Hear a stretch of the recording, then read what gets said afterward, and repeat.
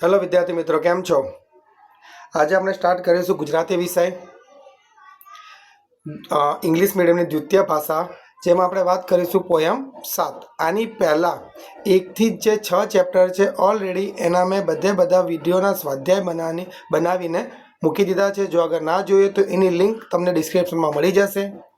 આ ઉપરાંત આની આની આખી પીડીએફ ફાઇલ ઓલરેડી નીચે વેબસાઇટની લિંક આપેલી છે, ત્યાં જઈને પણ તમે જોઈ શકો છો. ઓકે ગાઈઝ, તો સ્ટાર્ટ કરીશું વિડીયોને. ચલો, પોયમ 7 જીવમાં જીવ આવ્યો.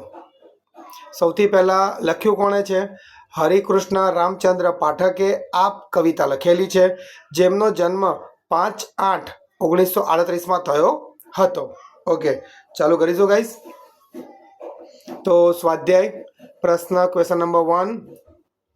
નીચેના પ્રશ્નો સાથે આપેલા વિકલ્પોમાંથી સાચો વિકલ્પ પસંદ કરી ખરાની નિશાની કરો.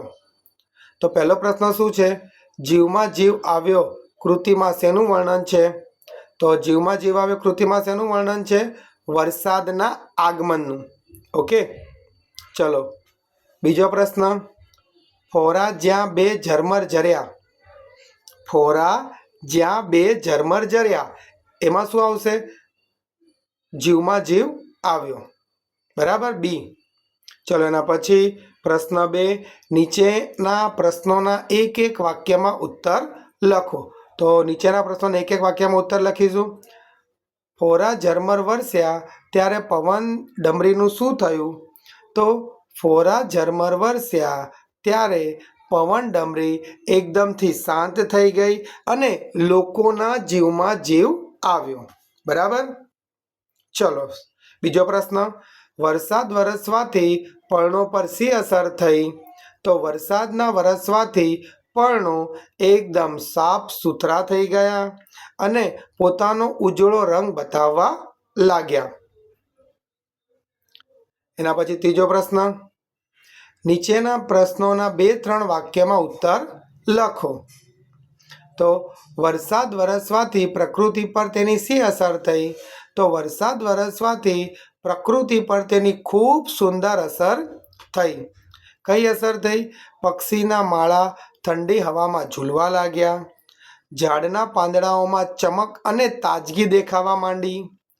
ગરમીથી રાફડામાં દુઃખી થતી કીડીઓ ભીની થઈ ઠંડી થઈને હારબંધ ઝાડના થડ પર, એટલે જે વરસાદ પડ્યો એટલે ધીમે જે કીડીઓ હતી એ ઝાડના થડ પર ચડવા માંડી.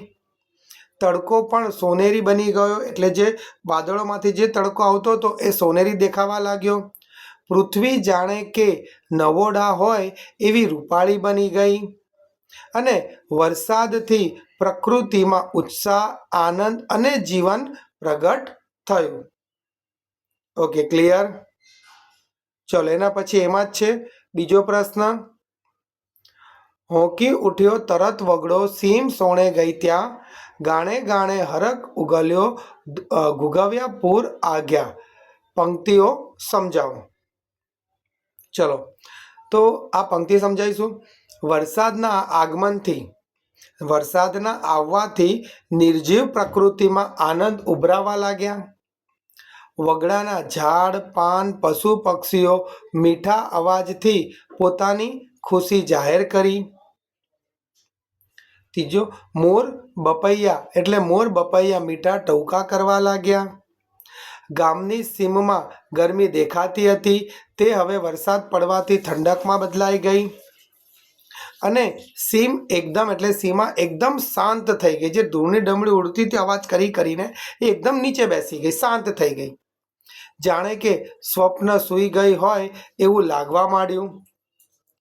કોઈ શ્રુપ પ્રસંગે ગવાતા ગીતોમાં આનંદ દ્રષ્ટિ ગોચર થવા લાગ્યો અને આ ગીતનો હરખ દૂર સુધી પહોંચે છે. સૌ એટલે આ જે દ્રષ્ટિગોચર એટલે જે જોવામાં આવ્યો છે એ ગીતો દૂર સુધી પહોંચવા લાગ્યા. સૌ પશુ પક્ષી માનવો વરસાદના આનંદથી હરખ ઘેલા બની ગયા. ઓકે, ચલો એના પછી નીચેના પ્રશ્નોના સવિસ્તાર ઉત્તર લખો.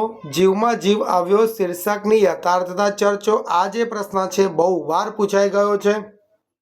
સોનેટ